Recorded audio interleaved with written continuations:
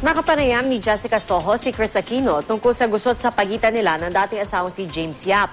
Ayon sa TV host actress, labis daw siyang nalulungkot na kailangan pang pagdaanan ng anak niyang si Bimby ang pagsubok na kanilang kinakaharap. Panoorin po natin ang bahagi ng panayam. Chris, una sa lahat, ano ba talaga ang nangyari nung December 3 last year? Alam mo, Jessica, I got home early. I was there before dumalaw si James. I knew that he was coming, so para to give them their privacy, I stayed inside my room. Alam ko na all throughout the visit, pabalik-balik talaga sa kwarto ko si Bim at hindi siya ganun kakomportable. Until James barged in. Pumasok sa kwarto ko. I'll emphasize that it was my bedroom. It was not the living room, it was not the den, it was my bedroom. Hindi ko na siya asawa. Pero when he went in, dinuro-duro niya ako at sinabi niya, ayan, inaayawan ako ng bata dahil sa kung ano-anong pinagsasasabi mo sa kanya. Tigilan mo na yan. And then, sumunod si Bim doon. And doon niya sinimulang pikunin yung bata na gusto niyang sabihin dun sa kid na yan, because you don't want to hug me, you don't want to love me, you don't want to kiss me, I'm just gonna hug and kiss your mama. And inamin naman niya, Jessica, kinuha niya talaga yung braso ko, sinubukan niya akong halikan. Sinabi rin niya that it was our son who inserted himself between the two of us, and it was Bimby who was telling him, get out, don't hurt my mom. Alam mo, Jessica, ang hindi lumalabas was, I remember so well telling him, this makes me so sick. Kaya nga tayo naanal At alalang-alala ko pa na sinabi ko, di ba nga dun sa petition mo, sinabi mo na hindi ako nagbibigay ng aking marital obligations na parati kitang tinatanggihan. Naanal na nga tayo, and yet, pinipilit mo pa rin ako. And then, alalang-alala ko talagang sinabi niya sa akin, hoy, dapat nga magpasalamat ka, may gusto pang manlambing sa'yo. Uy, ang tanda mo na. Maswerte ka nga na pinapatulan pa kita. Jessica naman, sobrang nakaka-offend talaga because I didn't ask for it. That was my home. And you do that in front of my son. Hindi ko maintindihan kung bakit gano'n na lang kababaw ang tingin niya sa babae. That is exactly how it happened. Pagkatapos niya akong ginanon na si Bimby pumipiglas pa rin, nakikipag-away pa rin sa kanya. This is what made him leave. Yung sinasabi niyang threats na ginawa ko sa kanya, yes, I did threaten, but this was my threat. I said, I think you've forgotten may daily show ako. Do you really want your girlfriend to find out that you are here inside my bedroom trying to kiss me? Sabi ko, don't dare me, James, kasi sumusobra ka na talaga. That is what happened. That is what he allowed our son to witness. Yan yung ginawa niya sa harap ng bata na sinasabi niyang mahal na mahal niya. Your petition for the TPO, in fact, said that Mr. Yap acted as if he was entitled to his matrimonial rights and could gain carnal knowledge of petitioner, referring to you, and quote, unwelcomed attempts at physical intimacy. Curiously, ang sabi ni James kahapon dun sa kanyang news conference, he is hurt na pinapalabas na siya'y rapist. Your comments, please.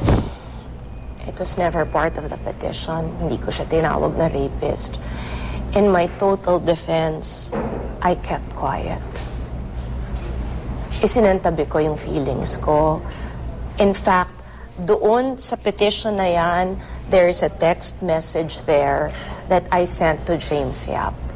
And in that text message, I said, if you still want to see your son, wag lang dito sa bahay ko because I tried so hard to be civil with you, pero you don't know the meaning of the word civil. Sabi ni James, sinisiraan mo lang daw siya kay Bimbi dahil gusto mong mapalayo ang bata sa kanya. Anong reaction mo doon, Chris? I think ang hindi nalalaman ng mga tao, after all the times na sinabi ni James na mahal niya, I want to ask him this. You are allowed 104 times sa isang taon. Ito lang ang gusto kong sabihin sa kanya. Why did you see your son less than 30 times? Bakit? Kung talagang mahal na mahal mo yung bata, bakit hindi mo siya binigyan ng panahon? At bakit mo isisisi sa akin yung kapabayaan mo dun sa bata? Sorry, Chris, here's more. Sinabi mo raw na baka nakalimutan mo 3 years pa yung brother ko. And isa pa, tignan mo nangyari sa mga ex ko. Wala ng career, isang iyak ko lang sa TV. These things came from him. I think my sisters will be the best ones to answer those accusations. Vicky? Alam ni James yung pagtrato namin sa kanya, Jessica. Even nung start, kakasalin sila, we went to talk to James, kaming tatlo, at kay Chris. Maybe hindi pa dapat kayo mag-apura, but they went through with it. Pero kahit nangyari yon, I think we were very, very kind to her. To him. At alam ko meron siyang interview. Siya mismo nagsasabi, mabait ang pamilya Aquino sa akin. I remember isa kong birthday, separated na sila, inimbita pa namin siya kahit na alam kong maiinis ng konti, pero ma-uncomfortable si Chris. But feeling namin, naawa naman kami kay Bim kung wala yung two parents niya. Si Chris daw ang kumbaga, I don't forget the words, ang nag-brainwash kay Bim na kaya daw ganun. I was witness to that day that Chris kept telling him, no, Bim, don't say that. Kasi umabot kay Chris na sinasabi nga, sabi rin siya nang sabi, I have a papa but I hate him. So si Chris, Bim, don't say that. Don't hate your papa. At nakihalo ako doon at sinabi ko, yes, Bim, your papa's a good player. Alam mo, pinuri ko ng pinuri. Kasi sino ba naman ng isang tao, mahal mo yung bata na gusto mo, meron siyang sadness, hatred in his heart. Gusto mo the kid will grow up happy. Nag-appear kami sa Makati Court. This is nung annulment at sinabi nung judge, I just, around 5 o'clock, parang sinabi ata, allow Mr. Yap to visit the child 5 o'clock. Alam ko na nag-aantay si Chris, nag-antay, I think, ang pagkaalam ko, nag-dinner pa muna siya with some people. Dumating yata 8 o'clock. Noon, tumahimik pa rin ako kasi sa mind ko, siguro kung ako yon tatakbo talaga ako, chance ko nang makita yung bata. But, sige, quiet pa rin. Pero ngayon, nung nakikita namin yung, pero pag nakikita mo na yung bata na gano'n, parang sabi ko, I think, dapat tulungan ang batang defenseless. I want to state this for the record. My ate was with me when we filed. We did that last week, Friday, March 15, tahimik. I was granted the TPO that same day. Again, tahimik. Mm-hmm. Hindi kami nagpa-press con. Jessica, I have a live daily show. If I wanted to go to town about it, ang dali-daling gawin. Pero ano ba talaga yung inisip ko? Sasabihin ng marami, di ba, na it's not like her to be quiet. And the truth is, I kept quiet for my son. Because this is not about me. Hindi ito about away naming dalawa ni James. Tungkol ito sa nagiging epekto sa bata. Tungkol ito sa pagiging nanay ko at kung anong kaya kong gawin to protect my son.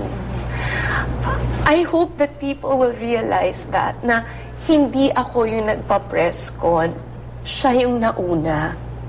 Hindi ako yung nagsabi ng kung ano-anong kasiraan tungkol sa nanay ni Bim, tungkol sa magulang niya. Hindi ko siniraan si James sa publiko. I did it through the court of law and I did it with facts. And how is your son? How is Bimbi?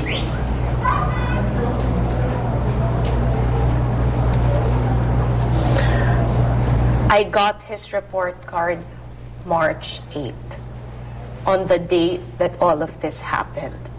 Sa school niya kasi 4 is the highest, halos lahat straight 4s. Just this week, I got a letter from the teacher telling me na he's showing signs of distraction. I would not have done this kung hindi ko nakikita na yung anak ko nang nahihirapan.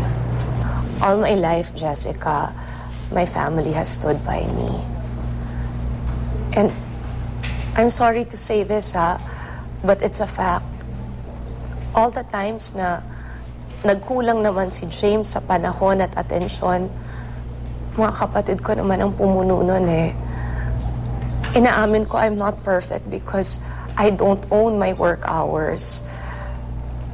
More often than not, I work 7 days a week.